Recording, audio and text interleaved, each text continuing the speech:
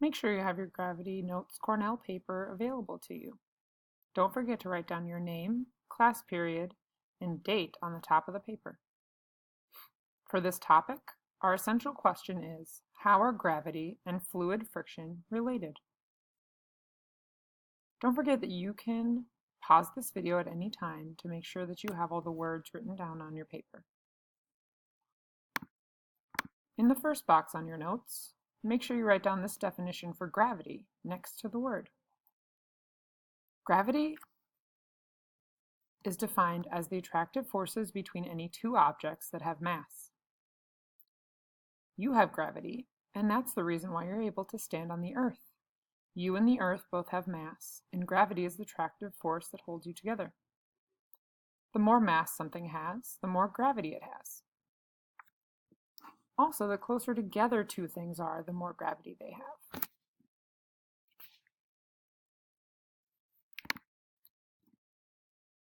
Free falling on Earth is falling towards the Earth's surface. Gravity causes an object to accelerate towards the Earth at 9.8 meters per second squared. You might remember this number from our last unit when we talked about acceleration. This is the acceleration for free fall. Air resistance acts in the opposite direction of gravity and reduces acceleration. This idea of air resistance is also the same as fluid friction, which we talked about in the last topic. Fluid friction, or air resistance, slows down the falling object.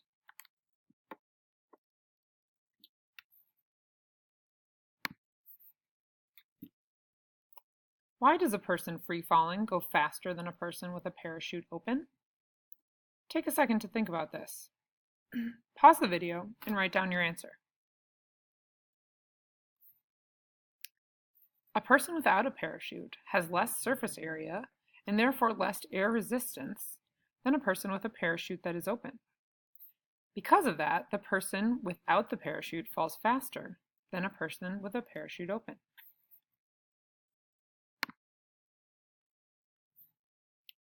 Terminal velocity is defined as the force of gravity is equal to the force of air resistance. So when the force of gravity is equal to the force of air resistance, the object falling reaches its terminal velocity. This is because the forces are balanced. Our net force is 0 newtons. The green arrow pointing down shows you the movement force, and the blue arrow shows you the air resistance. Notice that they're the same size, which means that the forces are balanced. The object is still moving, but it is not changing speed. It is no longer accelerating.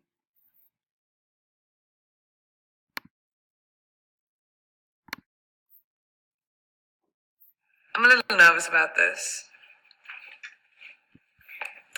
I would call Priyanka fish lick.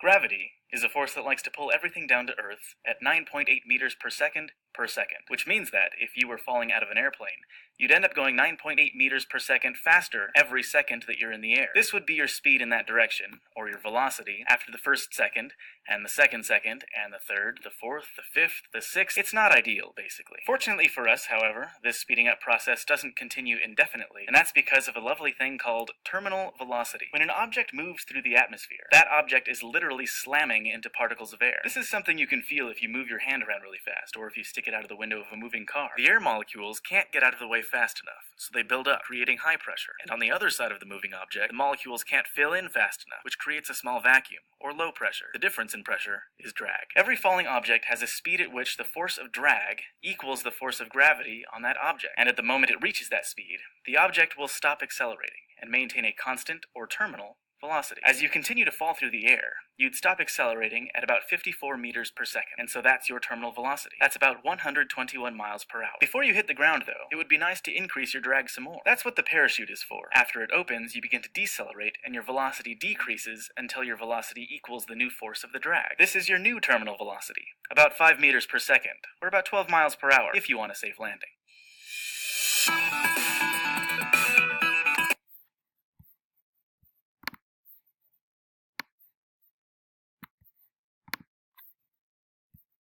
That was an example of terminal velocity. Here's a practice problem. A penny is thrown from the top of a skyscraper. If the penny is falling downward with a force of 2 newtons, what is the force due to air resistance when it hits terminal velocity? Pause this video and write down your answer on your paper.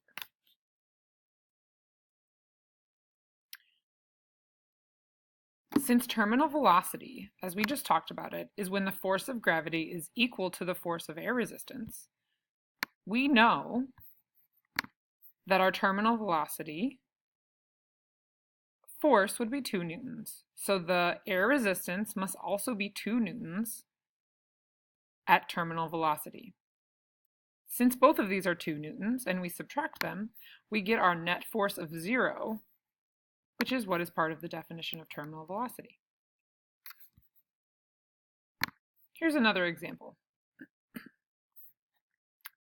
A person is skydiving from 10 feet above the ground.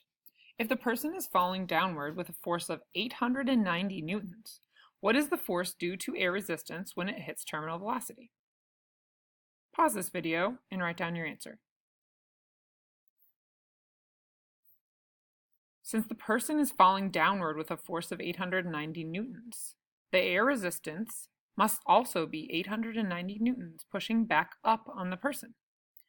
We know this because at terminal velocity, our net force is 0, so whatever force we have going down must equal the force we have pushing back up on the object that is falling.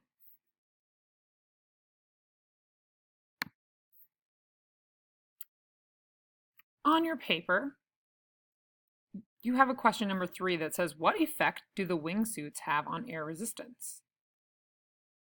As you watch this video, keep in mind that we are asking you to answer this question, so make sure that you're writing down your observations and your thoughts about the effect the wingsuits have on air resistance.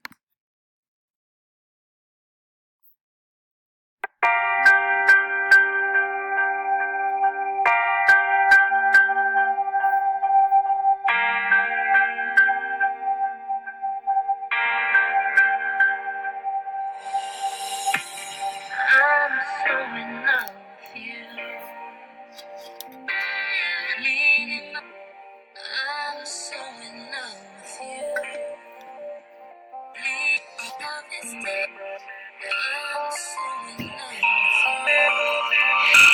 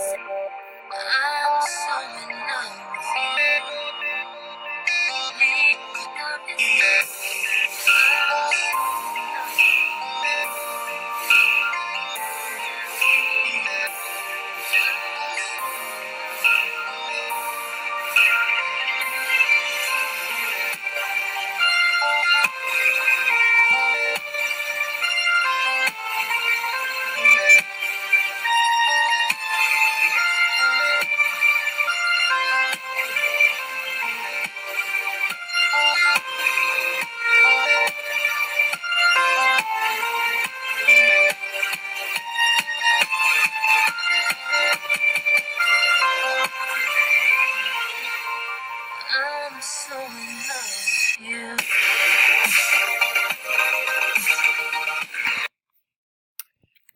I think you get the idea. That was pretty terrifying. Don't try that at home. Okay, what effect do the wingsuits have on air resistance? So make sure you pause this and write down your answer.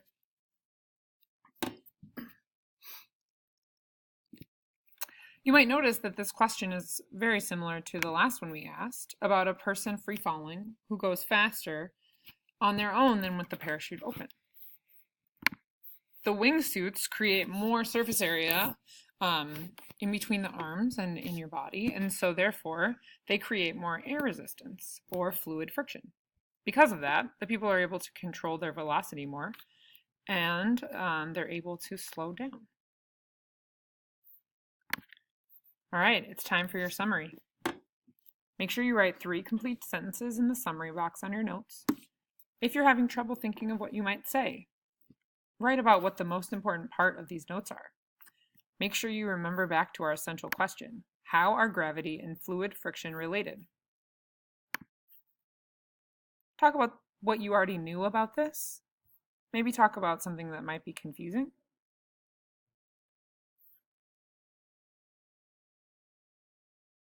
Don't forget to use complete sentences.